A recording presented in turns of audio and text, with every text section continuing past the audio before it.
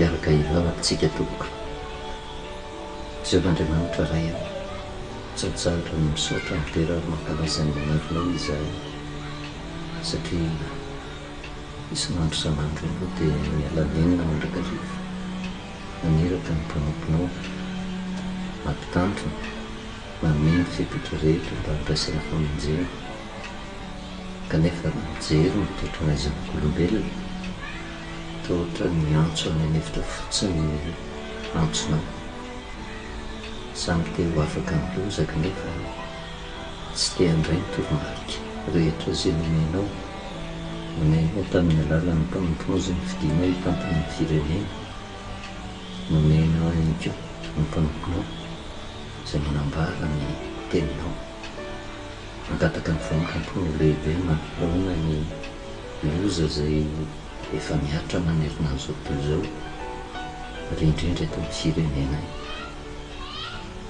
amela heloka Jehovatranitra ray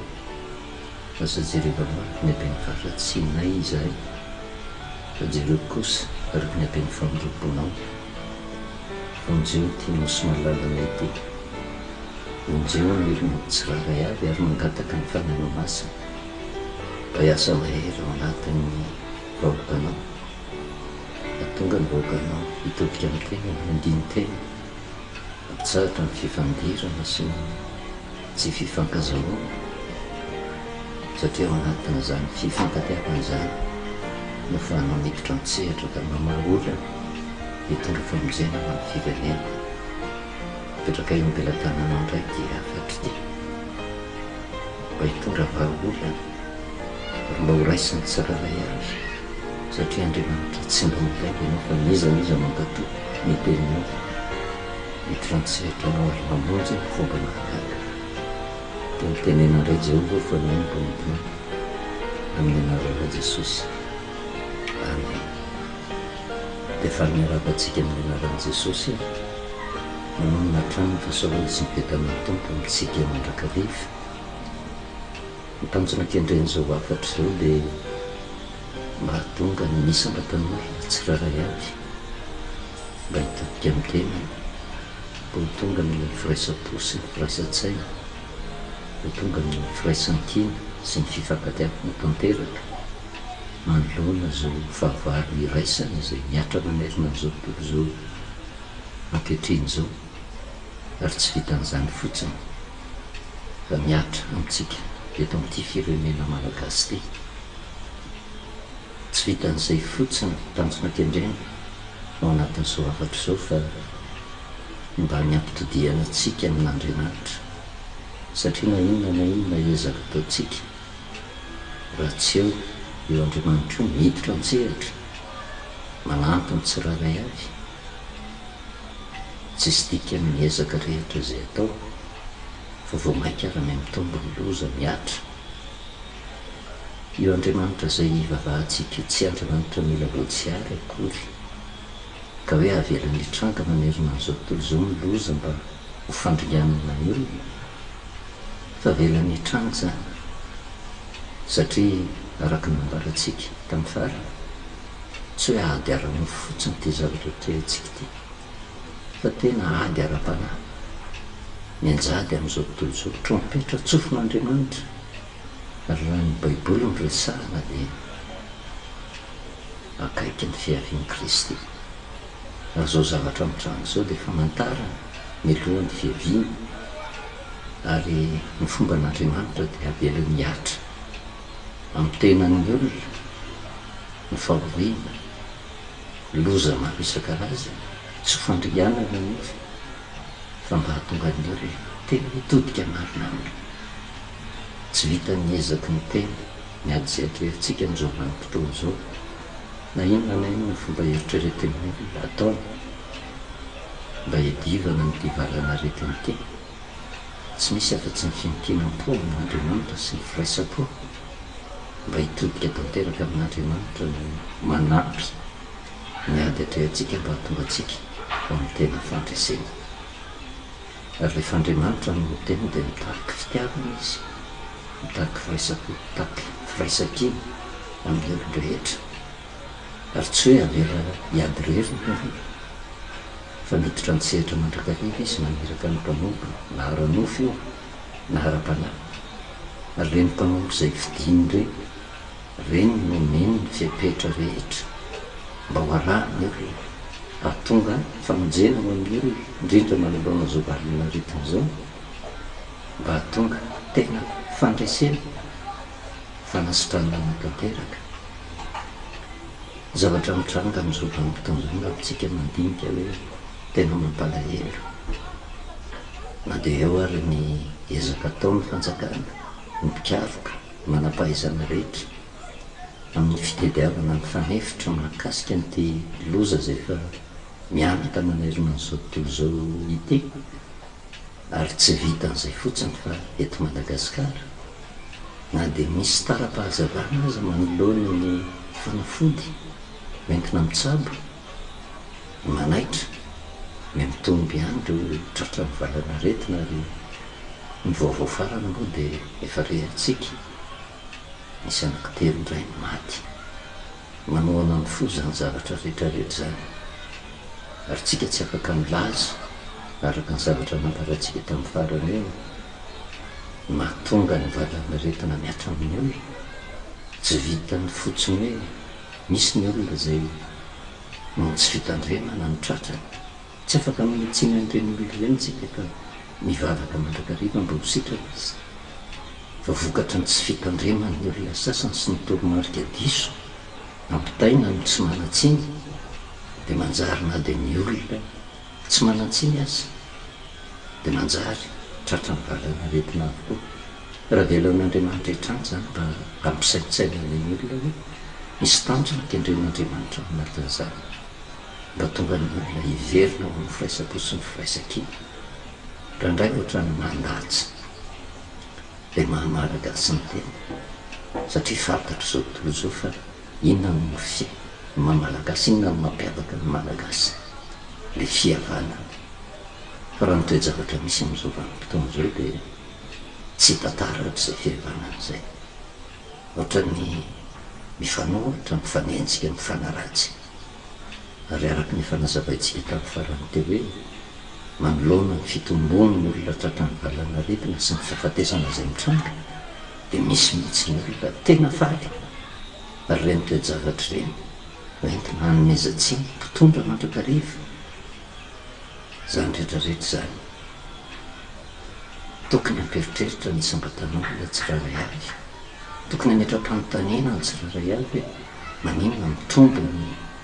olona tratra ny valana retina maninona mitombo ny olona maty tsy tonga amin'ilay tanjona kendren'Andriamanitra izay tia hananany olona ny vahoaka satria ny tanjona kendren'Andriamanitra dia miampandefitra ny ampipo rehetra ny afarany tsiraray mitodika mihitsy amin'Andriamanitra satria araka ny fantatritsika reny ninonina toejavatra mitranga samy miady amin'ny valana retina io samy tsy te ho tratra ny aretina io avokoa ny olona rehetra na mivavaka izy na tsy mivavaka kanefa raha ho amin'ny malagasy manokana dia fantatritsika fa tena olona mivavaka ny malagasy ary mivavaka nefa tsy te hanaraka ny fiapetra raisina avy amin'Andriamanitra ary asiana mafy koa ny teny ho mangana araka ny tenin'ny Paoly apôstôly satria anisan'ny afatra lehibe mamboataka izao toejavatra mitranga zao dia afatra ho antsika kristianina mba afahantsika mitodika tanteraka amin'Andriamanitra ka hiondrika ao anatin'ny soratra masina mba hikatsaka zany hoe nanahoana moa ifamonjena nataon'Andriamanitra ary inona ny zavatra tian'Andriamanitra mba ho raisin'ny olona manoloana n'izao toejavatra mitranga eto amin'ny firenena zao manerana n'ity zao tontolo zao ity misy zavatra kendren'Andriamanitra misy fanavozana tian'Andriamanitra ao atao ary fampimanana ny olona rehetra eny fa na dia ny kristiana aza hoe tena misy farana ny zavatra rehetra tsy maintsy ho tonga ny fataperan'ity zao tontolo zao ity ka tsy hoe mila voatsiary Andriamanitra hoe avelany hiatra fotsiny amin'izao tontolo zao ny loza mba ho lingana ny olona fa misy afatry ny fitiavana ao anatin'izany satria ny fahoriana ny loza miatra amin'ny tena mahatonga ny olona tena hitady famonjena ary ao amin'Andriamanitra irery no misy an'izay famonjena izay iverenatsika ho azavaina alina kokoa zay zavatra hitatsika tamin'ny farany dia mahakasika ny zanak'Israely zay efa tafavoaka tao amin'ny tany Egipta. Tiana foana ny mampatsiaro hoe ny vanim-potoana ny Paska, ny vanim-potoana zay nivoahan'ny zanak'Israely tao amin'ny tany Egipta ary tao anatin'ny confinement total no nankalazana ny Paska tamin'izany vanim-potoana izany tamin'ny alalany famonoana ny zanak'ondry tsy misy kilema matetina tamin'ny tatom-baravarana sy ny kilam-baravarana ny rano ary ny teny fikasana fa ny Jehova dia hoe hidina izao efa ndringana ny nataon'ny Egipta ka raha nahita ny rà eo amin'ny tatom-baravarana sy ny kilam-baravaranareo aho izy dia andalo anareo fa tsisy loza ndrigananareo fepetra nomeny Jehova zany ary tsy Jehova no resaka mivantana tamin'ny zanak'Israely fa nampitraina tamin'ny alalan'i Mosesy zay olom-boatendrin'Andriamanitra ho filoha hitantana zanak'Israely mba hivoaka hiroso ny fanafahana ary nitanjonak'endren'Andriamanitra dia mitondra azy ireo ho any amin'ny tany tanàna zay any vao tena tanteraka le tena fanafahana dia napita tamin'ny zanak'Israely ary tany am-boalohany nankatony zanak'Israely tafavoaka soa tsara tao amin'ny tany Egipta fa tsy afaka mifaly satria loza no antony voahana tao fahafatesana tsoroana tany tao amin'ny tany Egipta ary tao anatin'ny fitaintainana ny zanak'Israely mitandrona n'izany Paska zany mba ho lesona ho anazy hoe tena ny tsy fankatoavana ny tenin'Andriamanitra dia mahatonga loza tafavoaka soa tsara ny zanak'Israely fa tsy midiky zany fa tsisy loza hiandry azy fa saingy rehefa tafavoaka tao dia adiny le fepetra napetraka Andriamanitra adiny fa misy Andriamanitra zay mitarika azy ary ny fomba fitarehan'Andriamanitra dia amin'ny alalany fanendreny ny mpanompo zay fe ny zanak'Israely ary Mosesy no voatendry tamin'izany vanim-potoana izany nomen'Andriamanitra azy ny fepetra rehetra mba fa miaro tena eny an-dalana mba tsotratry ny loza ary ho totosoana tsara ho any amin'ny tany Kanana zay tanana ny farafara fa saingy rehefa nandeha kelikely teny an-dalana zavatra mitranga tsy nitsaratra nononona ny zanak'Israely zay niteraka fandriganana tsy kelikely azy ireo ry apahany amin'izany niraisitsika tately ny ritoko faraky am'roapolo satria raha fitinina vetivety zay voalaza ny amin'ny andeha toko faraky am'roapolo ny andiny faefatra ka hatramin'ny fasivy dia zao mitenina amin'ilay tsiny amin'ny Mosesy sy Andriamanitra satria lavitra ny lalana keviny hoe no lalana zay mitondràna zany hoe ny tena fanafahana ny tena fivoarana marina tsy vita ny vary io hoe androany dia androany dia ho tanteraka araka ny tokony ho izy fa ny zavatra nikendrendraiky zanak'Israely hoe dia zao rehefa tafavoaka izy dia tia ho tonga tapitapika fotsiny ny fahasambarana fiadanana takany amin'izao vanim-potoana zao tsy manam-paharetana tsony hoe tsy mora nge fitantana ny firenena mba ho tonga amin'izany tena fivoarana tanteraka zany fa misy dingana maromaro tsy maintsy atao misy fiafiana misy fanolora-tena tanteraka misy ady atrehana eo amin'atrehan'izany raha manana fanetretena ny olona ka manaiky tsy mitsotonga amin'izay le fivoarana sy fanafahan'izay fa tahaka ny zanak'Israely navelonan'Andriamanitra hitranga nge tony tantara tony mba hisotomana lesona amin'izao vanim-potoana zao araka ny tenin'ny Paoly apôstôly hoe voasoratra zany rehetrarehetra zany mba fianarana ho antsika zay hiarana amin'izao andro faran'izao mba tsy ny zavatra mitranga tamin'izany ihany koa ny hitranga amin'izao vanim-potoana zao kanefa arakaraka nitoriana filazantsara vao mainky mihoatra lavitra no le toe-panana nanany zanak'Israely nanana n'le vahoaka an'Andriamanitra amin'izao vanim-potoana zao zay araka ny fantatritsika hoe tena na anaraka ny fipetra le olona amin'izao vanim-potoana zao na mini mihitsy manohitra ny fipetra zay omeny dia samy mpivavaka avokoa ohatra ny atserovako an'ilay tenin'ny filoha Didier Ratsiraka tamin'izany vanim-potoana zany ny olona rehetra ndreo samy teny tonga any an-danitra avokoa fa tsy manaiky ho faty zany hoe te ho sitrana te tsy ho tratra n'le valanaretana te tsy ho tratra n'le loza kanefa tsy te hanaraka fepetra kanefa zay fanarahana ny fepetra zay dia tena baiko avy amin'Andriamanitra namonomonina reto zanak'Israely reto tahaka an'izay dia zavatra misy amin'izao vanim-potoana zao na miatsiny an'andriamanitra sy mosesy andriamanitra tsy hitanymaso fa ny fanomezana tsiny le mpanompo voafidin'andriamanitra dia takany tena manohatra n'andriamanitra ary vokatra izay zavatra izay nandefasan'andriamanitra menaranafi ny zanak'Israely voakaikitra taona rary mafy mihitsy ary benina fatesana ozy ny lazainy soratra masina tamin'izany vanim-potoana zany ary hitantsika amin'izao vanim-potoana zao beno maty beno tratra mivalana retina kanefa mbola eo le famotrampon'andriamanitra fa mbola misy foana ny fipetra zay napetraka tamin'ny alala mosesy tamin'ny alalana mpitondra mba ho ampitaina amin'ny zanak'Israely mba ho arahany tsy hoe manoloana le menaranafo zay nanaikitra azy dia samy miezaka ny zanak'Israely mba ho afaka amin'izany lozy zany fa raha tsy nanaiky ny fipetra no meny no mpitondra dia ringana tanteraka ary tamin'izany vanim-potoana zany ny 5:7 no iverenantsika ho azavaintsika somary lalolalo kokoa ny anaran'i Jesosy ary hoy Jehovah tanana manaova menarana fosoka mitony amin'ny hazo lava ary zay rehetra voakaikitra dia ho velona raha mijery izany dia nanao menarana varahana Mosesy ka nanatona azy tamin'ny hazo lava ary zay olona voakaikitry ny menarana ka nijery le menarana varahana dia velona entitsika ilazana fa le menarana natsangana Mosesy zay le fepetra avy amin'Andriamanitra nampitaina tamin'ny Mosesy ary ampahafantarina amin'ny vahoaka satria efa mafy ny fahoriana mianjady amin'ny vahoaka ary marika ny famotrampon'Andriamanitra dia izy no miditra an-tsehatra fa tsy niresaka tamin'ny zanak'Israely mivantana izy fa naneraka ny mpanompona izy ny fidin'ny mpanompona izy nilaza n'izay fepetra ny famonjen'izay ka zay rehetra nanaiky ny fepetra napetraky Mosesy ary tamin'izany vanim-potoana zany dia hoe zay mijery ny menarana varahana iny dia ho velona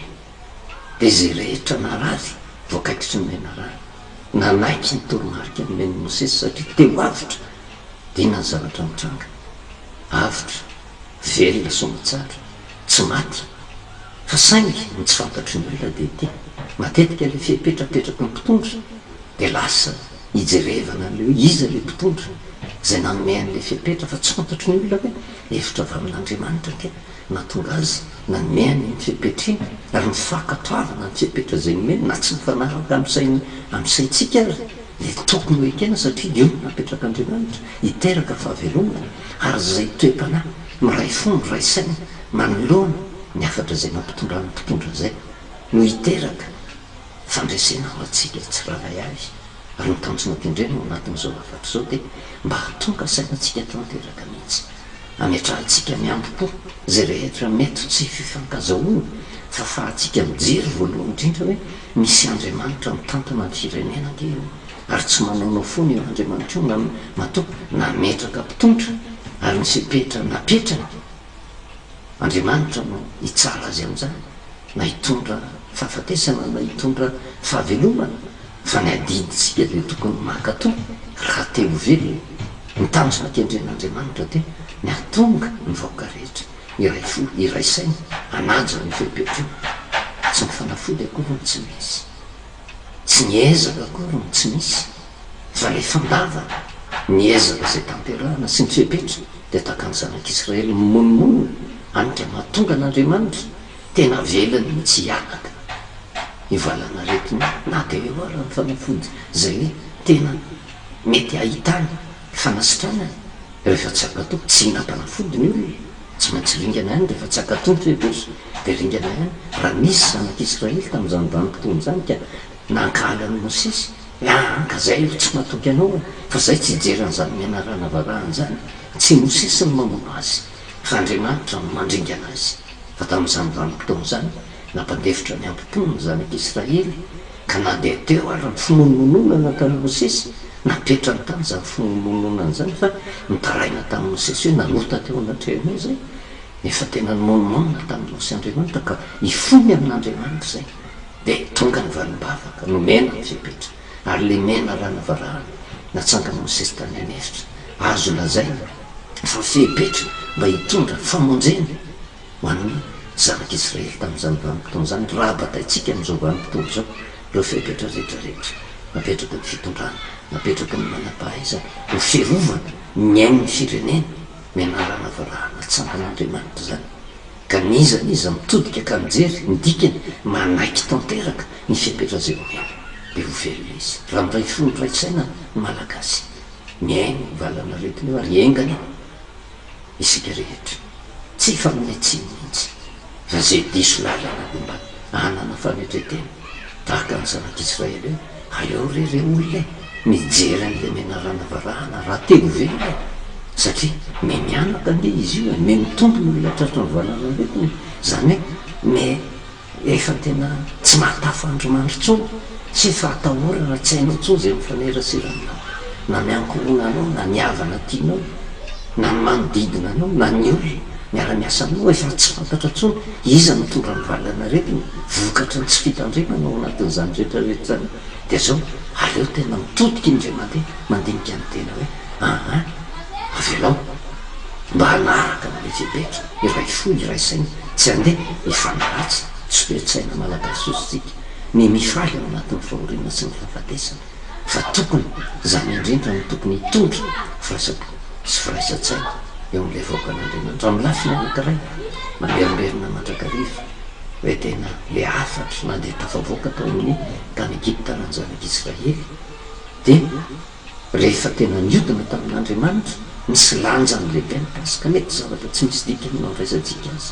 ary te hitodika mihitsy amintsika kristiana mba hahafantaratsika ny tombam-bindiny zany pasika zany mba tsy aholatsika ny teny soratra masina fa na tiatsika na tsy tiatsika ny marina ao anatin'izao valana retina loza miatra manerina an'izao tontolo zao misy aby ara-panahy misy afatra Andriamanitra mba tonga ny olona iverina amin'ny loniny ka tena hatsapa mihitsy hoe inona le fipetra taken'Andriamanitra mba hitondra fiarova tsy misy dikany ake ho an'izao tontolo zao tsy misy dikany ho an'izao tontolo zao raha ohatra hoe ka hiady fotsiny izy amin'le valana retina fa misy hevitra Andriamanitra ao anatin'izay mba hatonga famonjena ho ny olona zany hoe antson'Andriamanitra mba hiverena ny olona ao amin'Andriamanitra tanteraka ho tonga mifanoratena tanteraka ho tonga misibebary tsy anjery andro lava fa mandalo zao fiainan'izao sy ny filany fa tsy maintsy ho tonga ny farany ka le aretina zay menjady le loza miatra amin'ny teny de efa tena marina fitiavan'Andriamanitra kofe isaritan'Andriamanitra ny olona mba hitodika eo aminy fa ny olona tafaverina marina eo amin'Andriamanitra indrindra tsika kristianina tafaverina marina ho amin'ny tena famarina ny tenin'Andriamanitra de tsy maintsy manjaka ao anatsika ny fitiavana ary rehefa ny fitiavana manjaka ao anatsika satria mpivavaka daholo tsika ireo na tsika katy ny fipetra na tsika manohatra ny fipetra zay omeny fitondrana azo lazay nefa tsy olona tsy mino fa mpivavaka avokoa ka rehefa tena tafaverina marina ao amin'Andriamanitra miala ny fankahalana miala ny fifanenjehana fa valy iray no edivana tsy maintsy miray iny manohatra an'izay ary eo amin'Andriamanitra irery any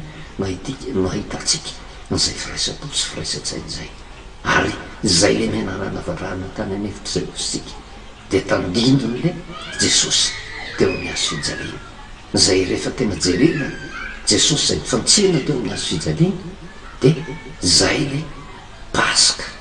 fa tsy nitsangany Jesosy tamin'ny andro pasika ary afatra hoenty miaina mandritry ny tombonandro fahavelomana zay iainan'ny olona mba hatonga sainan'ny olona hoe raha ny tena marina ke tokony ho ringana ao anatin'izao lozy zao tsika fa manino ntsika tsy ringana tokony ho tsapatsika mihitsy nisy an' Jesosy teo hoe efa mitondra ny aretintsika efa mitondra ny fahadalantsika rehetrarehetra ary zay ny tena tiana nampitaina tamin'ny zanak'Israely hoe tadidinareo ve le zanak'ondry tsy misy kilema zay antony na ahafahanareo tany amin'ny tany Egipta kanefa de mbola mitady loza ihany nareo tsy anaiky ny fipetra rehetrarehetra fa io no sesy zay ny fidiko manome ny fipetra mba hitondra fanasitranana ho anareo hodinareo tsy hita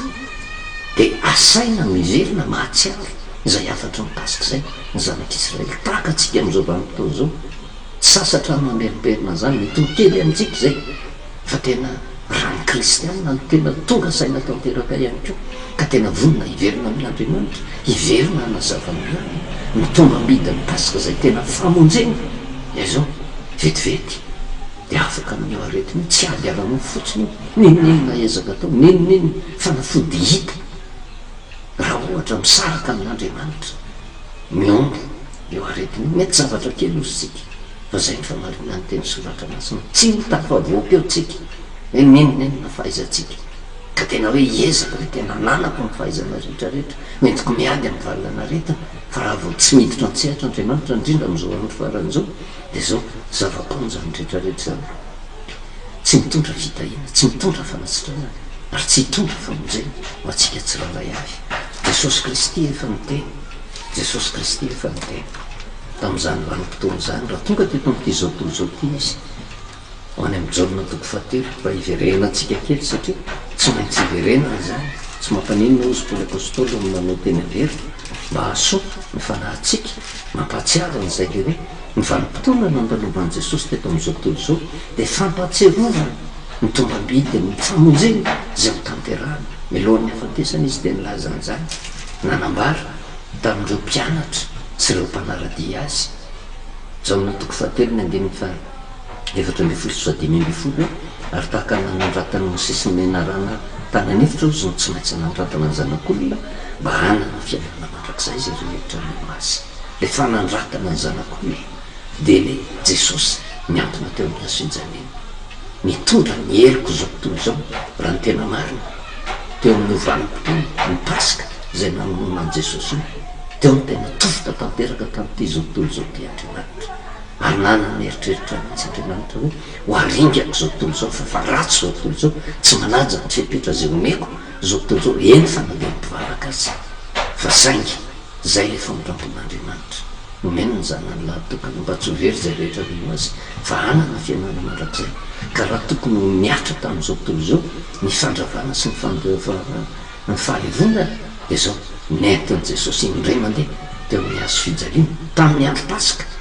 ary zay afatra teo amin'ny hazo fijaliana zay afatra tokony tadidy mandritry ny fiainana rehetrarehetra ka tsy isika kristianina indray mandeha hanolana ny famarina ny teny soratra masina hoe tena le paska nge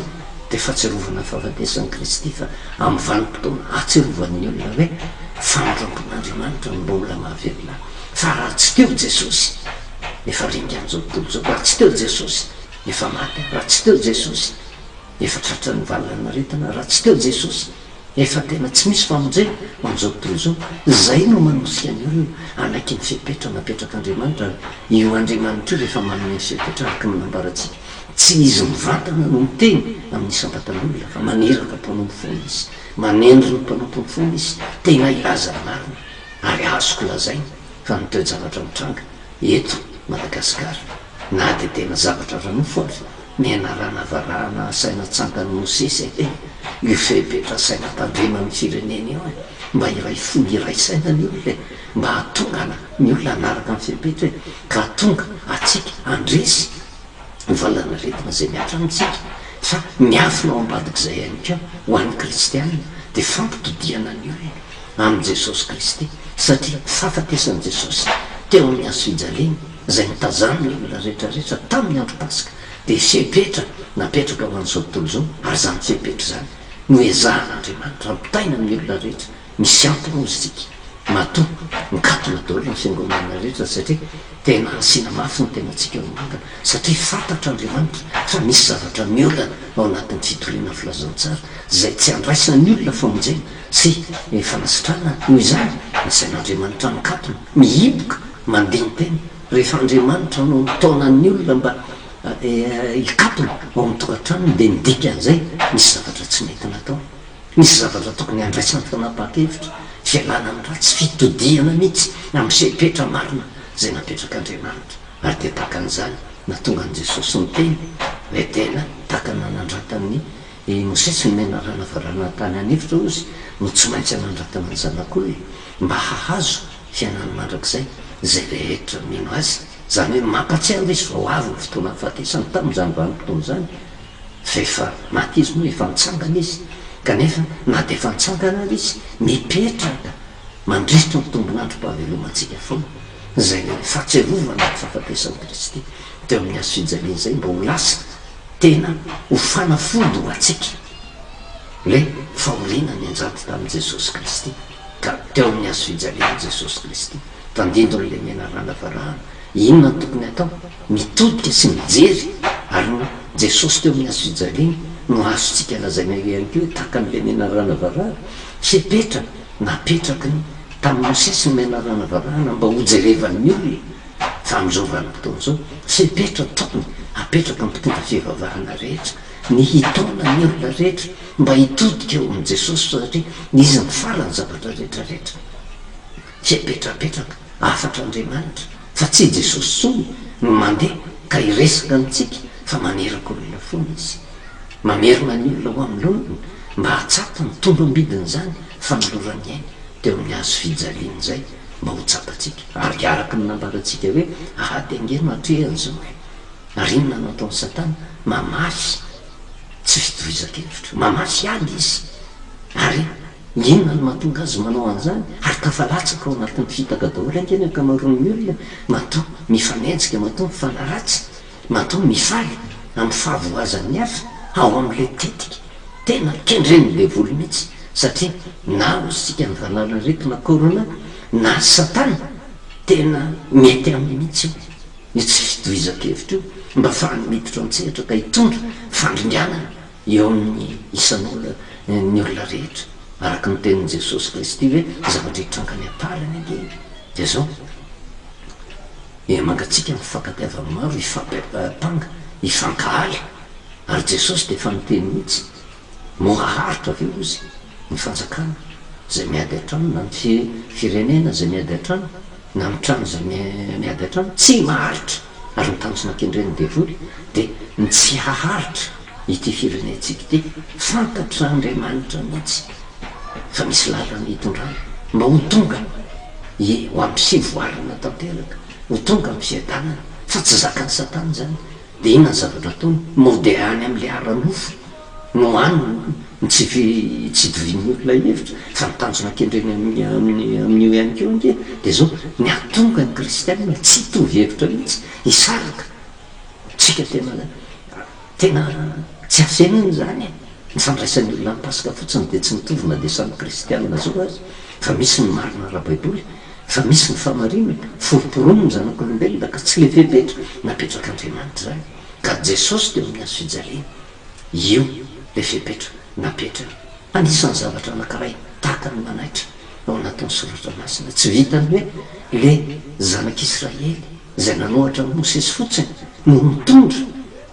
fandrianana teo amin'ny zanak'israely fa le tsy fahaizana mipetraka eo amin'ny toerana misy ny tena tahaka ny mosesy tamin'izany vanim-potoana zany natsoan'andriamanitra nge izy mba hitantana ny zanak'israely hitondra ny zanak'israely hivoaka tao amin'ny tany Egipta ary ny programan'andriamanitra de zao hitondra azy ho any amin'ny tany Kanana fa saingy voafetra ihany keo ny andraikitra napetraka tamin'ny mosesy na de nitondra ny zanak'israely mivoaka tao amin'ny tany Egipta ary izy de zao nisy ny fifandimbiasa kahefana tao maty teny an-dalana mosesy vita ny anjarany ary nampahafantarin'andriamanitra azy hoe atreto ihany ianao fa manendre olona de Josoa ny voafidy tamin'izay vanim-potoana zay mba hitantana ny zanak'israely ary nambarany Jehova tamin'ny mosesy hoe Josoa izy mitondra ny zanak'israely hiditra amin'ny tany Kanana ary ny zavatra angatahantsika amin'izao vanim-potoana zao zany akory tsy hoe firohonana ara-politika fa raha ny famarinany soratra masina de ny filoha zay mipetraka amin'izao vanim-potoana zao no hitondra atsika any amin'le tany Kanana fa misy fifandimbiasam-pahefanao fa mosesy nefa tsy niadoaritra tamin'andriamanitra tsy namingana akory izy amin'ny Josoa hoe ahoana hoe zavy no namono ny voay hoe de ianao niravaka ny vangana tsy nieritreritra an'izany mihitsy mosesy fa nanaiky ny sitrapon'andriamanitra izy rehefa tena atreto ny anjarako de zao ekeko ny sitraponao andriamanitra de zao nasain'andriamanitra nanositra ny Josoa i mosesy ary Josoa rehefa aveo tsy vitany hoe nandeha fotsiny tamin'izao fa nanohy miasa zay tsy vitan'ny mosesy nitondra ny zanak'israely tany amin'ny tany Kanana jerevantsika nge ny Deutéronome atoko fa araka amin'ny telopolo ary io zavatra io zavatra nisy keo amin'izao vanim-potoana zao ny tsy fanekeny ny mpitondra ny toerana misy azy voafehitra ny zavatra ny tantanan'andriamanitra ny olona ary efa fantatritsika zany raha tena kristianina marina de manaiky ny fahefana zay misy izy ny teny soratra masina any amin'ny Daniela de milazan'izany andriamanitra no mametraka mpanjaka izy andriamanitra no mamesotra mpanjaka rehefa napetraka dia zao avy amin'andriamanitra fa rehefa tonga ny fiam-potoana anankiray dia andriamanitra no mahafantatra hoe mijanona amin'izay ianao fa soloko an'ity avy amin'andriamanitra zany rehetrarehetra zany miadibon'le olona rajanona dia manaiky ny fitantanan'andriamanitra ny fipetrapetrakaandriamanitra hoe eo vita ny anjaranao fa zao hosory indray mihoatsodrano le mandimby anao. Deutéronome toko faraika amin'ny telopolo zao ny zavatra nisy tao. Deutéronome toko faraika amin'ny telopolo ny andininy voalohany ka hatramin'ny fahavalo tena hitantsika n'izany toepana tena tsara ny mpitondra zany fa ny zavatra nisy tamin'izany eky raisina olesona ho atsika amin'izao vanim-potoana zao dia inona ny zavatra nisy ary Mosesy ozy nandeha dia milaza zao teny zao tamin'ny Israely rehetra ka nanao tamin'ny hoe 400 taona androany aho ka tsy afaka mivoaka sy miditra intsony ary Jehovah nefa nilaza tamiko hoe tsy hita io Jordany io ianao. Jehovah nefa miteny taminy vitatrona ianao tsy mihita an'io Jordany io ianao ty tsy andehako olobe hoe andeha hianatra hoe ka za tsy mbola feno 200 taona fa aloha ijany io fa nidika an'izay dia hoe voafetra ny fiainanao voafetra ny andraikitra voafetra ny fahefanananananao ampy zay tsy miditra ny Jordany ianao fa Mosesy tsy miady tamin'i Jehovah fa niteny nanazavanyzany tamin'ny olona rehetra izy ary nilazan'izany tamin'i Josoa dia ny andininy fahatelo dia zao no voasoratra hoe Jehovah Andriamanitra no hita eo anoloanao izy ary izy no andringanareo firenen'ireo tsy eo anoloanao ka azony taniny ianao ary Josoa no hita eo anoloanao arak'izay fa nolazain'i Jehovah jereva nge zany fandeferany zany tena hoe fanetretena nananany Mosesy zany tena nambarany Josoa ozy no hitondranao ao izy no voafidin'i Jehovah fa nenaly vita tretra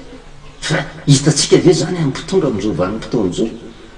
fa faminganana ary tsy vitany hoe mamikana fotsiny fa zao fitaomana olona hanohatra n'lefa napetrak'Andriamanitra anka rehefa manohatra n'le olona napetrak'Andriamanitra dia nenenina fipetra na dia raisina rehefa famonjena satria natao hoe fipetra avy amin'Andriamanitra dia nitoromarika rehetra hitondra famonjena ho an'ny olona na ranofo na ra-panahy takan'io fipetra apetraka ny mpitondra mba hiarovana amin'ny valana retiny io famonjena zany nizaniza manohatra ny famonjena manohatra an'Andriamanitra fa eo misehatra ra-panahy koa ny famarinana ny soratra masina hamerenana ny olona milonina indrindra mahakasika ny pasika dia tena famonjena fa i Mosesy manaiky an'izany izy Josoa ozy no hita eo anoloanao arak'izay fa nolazain'i Jehovah ary Jehovah nanao hanao amindreo tahaka ny nataony tamin'ny Sihona sy Oga mpanjaka ny Amorita zay naringana sy tahaka ny nataony tamin'ny tanana dia atolotry Jehovah eo anoloanareo reo anaovanareo azy araka ny lalàna rehetra zay nanodiko anareo mahereza sy matanjaka aza matahotra namana azy fa Jehovah Andriamanitra ozy no miara-mandeha aminao tsy andao anao na foy anao izy arabako teny tamin'izany nisy niloza trehan'ny zanak'Israely ary niditra ntsehatra mihitsy eo misehatra aranofo Andriamanitra tsy mifamonjena akory hoe ambadiky ny fahafatesana azahoana fiainana mandrakizay fa hiainantsika ndenety manoloana ny loza zay atrehany rehefa avelantsika Andriamanitra no hitantanantsika ndikan'izay manaiky ny fipetra napetrak'Andriamanitra manaiky ny mpitondra napetrak'Andriamanitra ary ny afatra napetraka ho an'ny mpitondra dia nomena ny voaka ka raha manaraka an'izany tsika dia mizaniza atrehantsika eo resy avokoa ny andininy fahafito sy fahavalo ary Mosesy niantso amin'ny Josoa ka niteny taminy teo mason'ny Israely rehetra hoe mahereza sy matanjaka fa ianao sy ty fireneny ity dia hiara-miditra ho amin'ny tany zay menianan'i Jehovah tamin'ny razany nomena azy ary ianao no mampitovy azy izany ary Jehovah no mandeha eo anoloanao ary izy miaraka aminao tsy andao anao na afoy anao izy ka aza matahotra na mivady to ianao afatry Mosesy tamin'ny Josoa tsodrano zay nomena mba mahavita an'izany ve mpitondra amin'izao vanim-potoana zao manaiky hoe tena vita ny anjarany inona zavatra taona manome fo ny vahoaka mba tsy hanaiky ny mpitondra dia inona zavatra mitranga miara-mitato ny vokany eto daholo netsika rehetrarehetra fa na io misehatra ra-panahy koa ary dia torak'izany misy ny olom-bo tendrin'Andriamanitra amerina ny olona ho amin'ny tena famalinana zavatra mitranga eo anatrehany mba haneketsika an'Andriamanitra sy ny marina apetrak'Andriamanitra ho amin'ny olona dia zao tsy manakiny olona tsy manaiky ny olona fa le zavatra mahazatra azy ihany, le zavatra nomena azy diso ihany, fa tsy afaka mihitsy hoe tena anaiky hoe Andriamanitra mangeny tena manirakory mamerina ny olona ho am'loniny satria tsy tena Andriamanitra hovery ny olona ka tokony anaiky hoe rehefa tena hita kosa manarina, rehefa hita kosa vorom-porofo ara-tsoratra masina satria araka ny mandraratsika hoe tsy ady ara-ny fotsiny ho zavatra mitranga eto amin'ity zao tontolo zao ty fa ady ara-panahy ihany keo amin'ny vanim-potoana anekeny ny kristianina paska fahafatesan'ny kristy mba manandramange fa mitondra fanavotany io Andriamanitra io manavitra atsika izy ary amin'ny olona tsy apositsika resitsika ivalana reto fa za mieritreritra hoe mpitondra arana fotsiny naintsy mandray andraikitra araka ny fanomezantsiny ny hafa fa tsika kristianina mihitsy ny tokony hitaiza le vahoaka mba hampangina ny vavaka mba tsy hatonga fimanomanona mba hitondra tena fanasitrana ho an'ny olona rehetra mila tena manana fanetretena rehefa diso ny zavatra nitazomina hatramin'izay mila manaiky ny famarinany tenin'Andriamanitra fa tsota fa voatetytsika fa vao mainka hitomby eo tsy hoe mirary ny fitombony ny aretina hitranga mirary ny maty mba ho betsaka tsy mangataka amin'Andriamanitra tsika mba ho sitrandreo marary io mba tsy hitombo be deabe ny fahafatesana fa tena manana anjara ady amin'izany nazana ianao ka tena tsy sitrapon'ireo olona reo nge ny arary tsy sitrapon'ireo olona reo nge no faty fa sao de no ny amiko no mahatonga n'izany rehetrarehetra zany ary io no tena tokony hitodiatsika amin'ny tenatsika ao anatin'izao afatra zao hoe mba ho firenena malagasy ho kristianina tonga saina tanteraka ka anaiky ny fipetra rehetra zay atolotr'Andriamanitra fa misy zavatra goavana be ao anatin'io Jesosy teo amin'ny azo fijaliana mbola hiditra alandalina ny amin'izay tsika amin'ny manaraka satria tsy hoe io foana no resahany satria efa manakaiky koa zao ny pentekoste fa fantatry ny olona ihany keo hoe ny zava-miafina ao anatin'izay pentekoste zay ny fanahy zay mirotsaka inona no asany fa tsy hoe fanahy ka mitondra fotsiny ho amin'ny fandresena fa misy asany manokana io ary ny fahatongavany pentekoste koa dia misy antony lehibe ary andrandrainy mba samy andray ny fanahy masiny daholo ny olona rehetra hisokatra ny saina mampanahy ka hahita ny famarinany teny soratra masina mba tonga azy ho tonga ny fanolora-tena tanteraka ka hitondra famonjena ho an'ity fireneny ity eto raha ny Deutéronome atako faraky amin'ny telopolo manaiky ny fifandimbiasa-pahefana antoka anankiray ahatonga fiadanana antoka anankiray ahatonga fanasitranana antoka anankiray ahatonga famonjena na inona na inona zavatra mitranga voafetra ny andraikitra izay tazomitsika tsy raray avy tahaka mpanompon'Andriamanitra fa za tsy afaka irery hoe za rery mba hitany marina fa rehefa tonga ny vanim-potoana voatendrin'Andriamanitra hoe atretony ianao fa tiandray ny mandimby anao manaiky an'izany ary mitsodrano zay rehetra mandimby ary zany ny zavatra tendren'Andriamanitra ho an'ity firenena malagasy ty mba ho firenena tena mifankaty mba ho firenena miray fo miray saina mba ho firenena manaiky ny fitantanan'Andriamanitra ka na dia misy ary ny fifidianana hoe tafajanana ny anankiray fa olo-kafandray no tonga eo dia manaiky an'izay mitsodrano ary ny fanomezana tsodrano ny olona zay napetrak'Andriamanitra antoka iray tena hitondra fanavaozana ho amin'ny firenena ary zany nge mandrasan'Andriamanitra amintsika amin'izay vanim-potoana zay ihany raha vitatsika ny makatao ny zavatra hitany masotsika ny olona hitany masotsika haitsika amin'izay mahatoky amin'Andriamanitra tsy hitany masotsika io hoe hay ten'Andriamanitra fitiavan'Andriamanitra io ary ny antony zavatra rehetra dia zao fitiavana avokoa ka manao antso rereo olona miverenan'Andriamanitra ary tena tokony mitolona mba afakitsika tsy hijanona tsy vitany hoe hitady fotsiny fanafody mentina miady amin'ny valana retina fa inona koa no atao mba hitena hiverenany ty vahoaka malagasy ty amin'Andriamanitra fa ao amin'Andriamanitra rehetra ao ny tena misy ny tena fitiavana tonga lafatra atonga firaisam-po sy firaisam-kina ka tsy atonga hijery tsony ny maizy an'le olona fa mijery amin'ny mahandriamanitra an'Andriamanitra dia manaiky ny fitantanan'Andriamanitra amin'izay vanim-potoana izay ho avitra ny firenentsika ny zavatra tena irentsika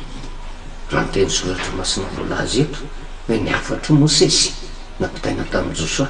ary tena afatro ho amin'ny firenena zany fa tsika moa no mitsara hoe manahoana ny fantanterahana zany andiny fafitoka hatrany favalo iverenako kely ary mosesiny antsandrosaka ny teny tany teo masony Israely rehetra hoe mahireza sy matanjafa ianao sy ty fireneny ity miara-miditra eo amin'ny tany zay menianan'i Jehova tamin'ny raza nomena azy ary ianao no mandova azy zany ary Jehova no mandeha eo anoloanao ary izy miaraka aminao tsy andao anao na afoy anao izy a ko aza matahotra na mivadi-po ianao hitondra ny zanak'Israely ho any amin'ny fivoarana tena tsara ary ny zavatra tena ivavahantsika amin'Andriamanitra mba azao fitondran'izao koa mitondra antsika ho any amin'ny tena fivoarana iseho ny voninahitr'Andriamanitra no misehotra sehatra ranofo satria efa manomboka rehare eto amin'ity zao tontolo zao tinga Madagasikara fa mety ho taitra ihany ny olona rehetra hoe ndry fa nahoana no mitombo ny aretiny eo fa zany koa tsy tapona feniny fa mety avy amintsika ihany koa mipoera ny famarinany tenin'Andriamanitra hipaka manerina zao tontolo zao ka hatonga ny kristianina rehetra ho tonga ho amin'ny fanolova-tena ho amin'ny fanavaozam-panahy ho amin'ny fifoazam-panahy tanteraka anaiky ny marina ao anatin'ny soratra masina satria ny marina hozy Jesosy anafaka anareo tsy ho andevo ka matoky sy mino isika fa matoa mbola velonaina afaka mandrezany afatra zany mbola misy ny famindrampon'Andriamanitra ary tsy olona adaritsika olo-kendry avokoatsika araka ny teny fomba fitentsika malagasy hoe atsipy ny tadozy eny atandroko ny omby atsipy ny teny any ampony zay mahalala ary Jesosy moa dia nilazan'izany aoka zay manatsaina izy manatsofa iaino zay lazainy fanahy fiangonana fa mitenin'Andriamanitra io ary mitanjona ankendren'Andriamanitra tsy hoe famelezana fandrikanany marino fotsiny fa misy kofie mpitiavan'Andriamanitra ao te hisitona atsika hiverina amin'ny hatonga nyty firenena malagasy te ho firenena matahotra ny Jehova teo tanteraka le teny mamy zay tena irairaitsika mihitsy eto Madagasikara hoe Kristy ho any Madagasikara Madagasikara ho any Kristy ary raha vo izay ny tanteraka dia famonjena tanteraka mihitsy ny zavatra hitrano ho resitsika ihany ange na inona na inona zavatra mitrano miditra antsehatra Andriamanitra ho resitsika ihany varana retiny eo fa arakaraka ny fandraisantsika fanapahan-kevitra anaiky ny sepetra rehetra mahaingana na mahela ny fandraisana zay omen'Andriamanitra atsika tanjona keto atsika nefa dia zao mba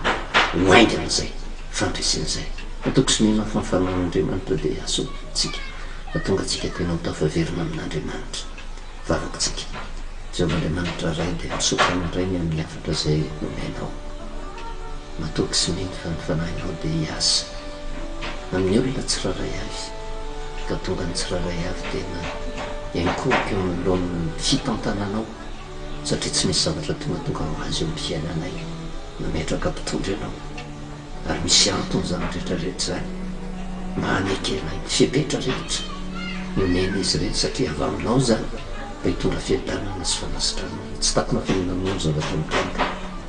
eto amin'ity firenena ty malahelo ny foa mantana manoloana ny fitombon'ny valana rehetra sy ireo maty